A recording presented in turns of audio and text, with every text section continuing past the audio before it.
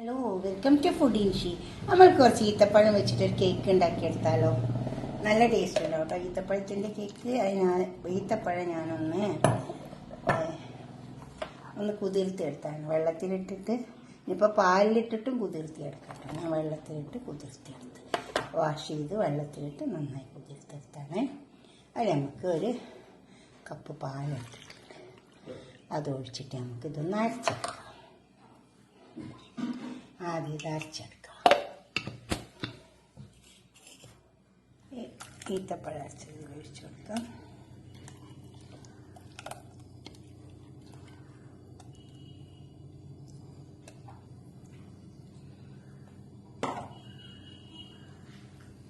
നന്നായി അരച്ചെടുക്കാം.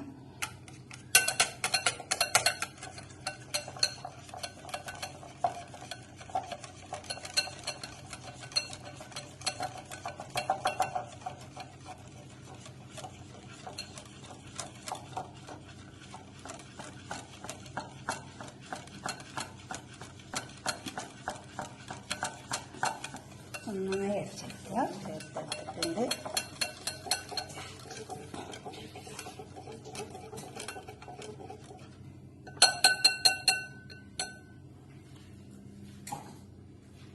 എന്നിട്ട് നമുക്ക് ഗോതമ്പ് പൊടി തരിച്ചിട്ടിട്ടെടുക്കാം. ഇത് ഗോതമ്പാണ്. ഞാൻ തയ്ച്ചു കൊടുക്കാം. അതിലേക്ക് നമുക്ക് baking powder, baking soda, 1 table spoon,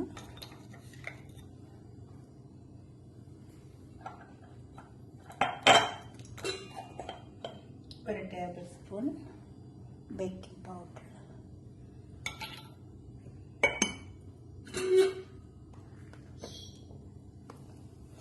നന്നായി ചേർത്തെടുക്കുക.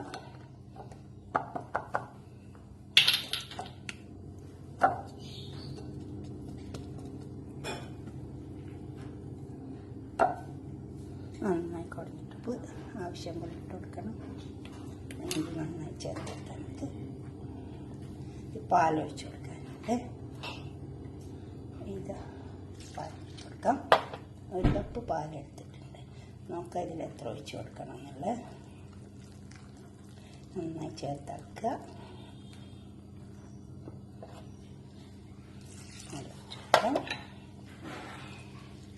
നന്നായി ചേർത്തെടുക്കണം.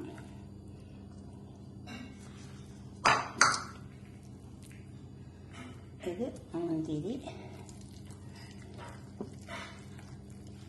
ഉണക്കമുന്തിരി,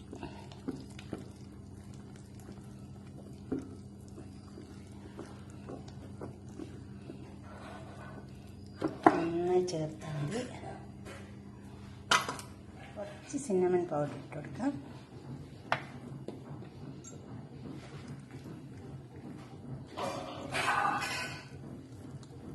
അത് കൂടിയിട്ട് ചേർത്തിട്ട് നേരെ കേക്ക് ഉണ്ടാക്കിയെടുക്കാം. അങ്ങനെ കിട്ടിയാൽ മതി.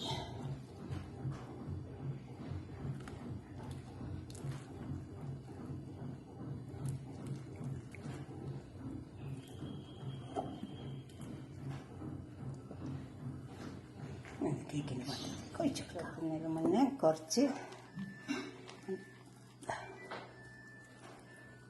ഇതിങ്ങനെ തന്നെ വാങ്ങിയതാണ്. ബദാമുണ്ട്, അണ്ടിപ്പരിപ്പുണ്ട്, എല്ലാം കൂടെ വാങ്ങാൻ കിട്ടുന്നത് വാങ്ങിയിട്ട് പൊടിച്ചെടുത്തതാണ്.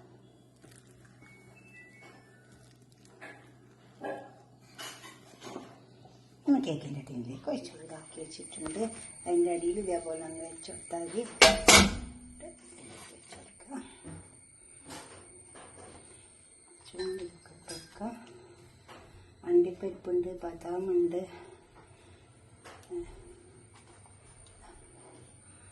സൺഫ്ലവർ സീഡുണ്ട്. എല്ലാം പാടെ ഇങ്ങനെ വാങ്ങാൻ കിട്ടിയപ്പോൾ അങ്ങനെ വാങ്ങി പൊടിച്ചിരുന്നുള്ളൂ.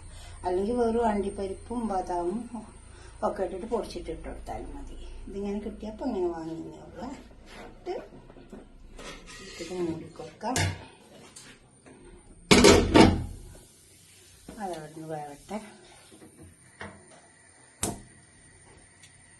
അടിയിലൊരു ചപ്പാത്തി കല്ലും കൂടെ വെച്ച് കൊടുത്താൽ. അപ്പോൾ നമ്മളെ കേക്ക് തയ്യാറായി വന്നിട്ടുണ്ട്. നോക്കാം,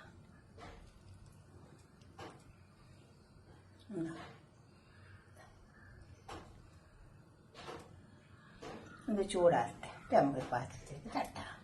അപ്പോൾ നമ്മളെ കേക്ക് ഇവിടെ റെഡി ആയി കൊടുന്ന് വെച്ചിട്ടുണ്ട്.